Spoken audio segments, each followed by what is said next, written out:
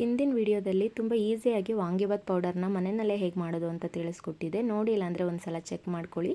ಈ ವಿಡಿಯೋದಲ್ಲಿ ಟೆಂಪಲಲ್ಲಿ ಸಿಗೋ ಥರ ವಾಂಗಿಬಾತ್ನ ಹೇಗೆ ಮಾಡೋದು ಅಂತ ನೋಡೋಣ. ಮೊದಲು ಸ್ಟವ್ ಮೇಲೆ ಒಂದು ಬಾಣಲಿನ ಇಟ್ಟು ಸ್ವಲ್ಪ ಎಣ್ಣೆನ ಸೇರಿಸ್ಕೊಂಡು ಕಡಲೆಬೇಳೆನ ಫ್ರೈ ಮಾಡಿ ಎತ್ತಿಟ್ಕೊತೀನಿ. ವಾಂಗಿಬಾತ್ಗೆ ನಾವು ಕಡಲೆ ಬೀಜ ಆಗಲಿ ಉದ್ದಿನಬೇಳೆ ಆಗಲಿ ಸೇರಿಸಲ್ಲ, ಬರೀ ಕಡಲೆಬೇಳೆನ ಹಾಕಿ ಫ್ರೈ ಮಾಡಿ ಎತ್ತಿಟ್ಕೊತೀನಿ. ಲಾಸ್ಟಲ್ಲಿ ಸೇರಿಸ್ಕೊಳ್ಳೋದ್ರಿಂದ ಆ ಕ್ರಿಸ್ಪಿನೆಸ್ ಆಗೇ ಇರುತ್ತೆ.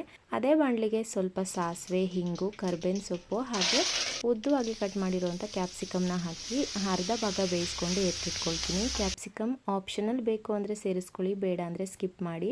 ಅದೇ ಬಾಣಲಿಗೆ ಬಿಳಿ ಬದನೆಕಾಯಿನ ಕಟ್ ಮಾಡಿ ಸೇರಿಸ್ಕೊಂಡು ರುಚಿಗೆ ತಕ್ಕಷ್ಟು ಉಪ್ಪು, ಸ್ವಲ್ಪ ಅರಿಶಿನ ಹಾಕಿ ಚೆನ್ನಾಗಿ ಫ್ರೈ ಮಾಡಿಕೊಂಡು ಬದನೆಕಾಯಿನ ಮುಕ್ಕಾಲು ಭಾಗ ಬೇಯಿಸ್ಕೋಬೇಕು. ಬದನೆಕಾಯಿನ ಮುಕ್ಕಾಲು ಭಾಗ ಬೇಯಿಸ್ಕೊಂಡ ನಂತರ 1 ಕಪ್ ಆಗೋಷ್ಟು ಹಸಿ ಬಟಾಣಿನ ಸೇರಿಸ್ಕೊಳ್ತಾ ಇದ್ದೀನಿ. ಬಟಾಣಿ ಚೆನ್ನಾಗಿ ಬೆಂದ ನಂತರ ಅರ್ಧ ಕಪ್ ಹುಣಸೆಹಣ್ಣಿನ ರಸ, 2 ಟೇಬಲ್ ಸ್ಪೂನ್ ವಾಂಗಿಬಾತ್ ಪೌಡರ್, ಆಗಲೇ ಸ್ವಲ್ಪ ಉಪ್ಪನ್ನ ಸೇರಿಸಿದೆ. ಇನ್ನಷ್ಟು ಉಪ್ಪು, ಬೇಕು ಅಂದರೆ ಸ್ವೀಟ್ ಇಷ್ಟಪಡೋರು ಬೆಲ್ಲ ಕೂಡ ಸೇರಿಸ್ಕೋಬೋದು, ಬೇಡ ಅಂದರೆ ಹಾಗೆ ಕೂಡ ಮಾಡ್ಬೋದು. ಟೇಸ್ಟ್ ತುಂಬ ಚೆನ್ನಾಗಿರುತ್ತೆ.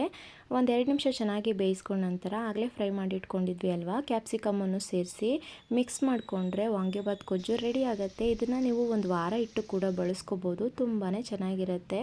ಇವಾಗ ಇದಕ್ಕೆ ಉದ್ರುದ್ರಾಗಿ ರೆಡಿ ಮಾಡ್ಕೊಂಡಿರುವಂಥ ರೈಸನ್ನು ಹಾಕಿ ಚೆನ್ನಾಗಿ ಮಿಕ್ಸ್ ಮಾಡಿಕೊಂಡು ಆಗಲೇ ಫ್ರೈ ಮಾಡಿ ಇಟ್ಕೊಂಡಿದ್ವಿ ಅಲ್ವಾ ಕಡಲೆಬೇಳೆ, ಹಾಗೆ ಕಟ್ ಮಾಡಿರುವಂಥ ಕೊತ್ತಂಬರಿ ಸೊಪ್ಪನ್ನ ಸೇರಿಸಿ ಮಿಕ್ಸ್ ಮಾಡಿಕೊಂಡ್ರೆ ಪಕ್ಕ ಟೆಂಪಲಲ್ಲಿ ಸಿಗೋ ವಾಂಗಿಬಾತ್ ಮನೆಯಲ್ಲೇ ರೆಡಿ ಆಗುತ್ತೆ. ಒಂದು 10 ನಿಮಿಷಕ್ಕೆಲ್ಲ ನೀವು ಇದನ್ನು ರೆಡಿ ಮಾಡ್ಕೋಬೋದು. ಮಿಸ್ ಮಾಡದೆ ಟ್ರೈ ಮಾಡಿ.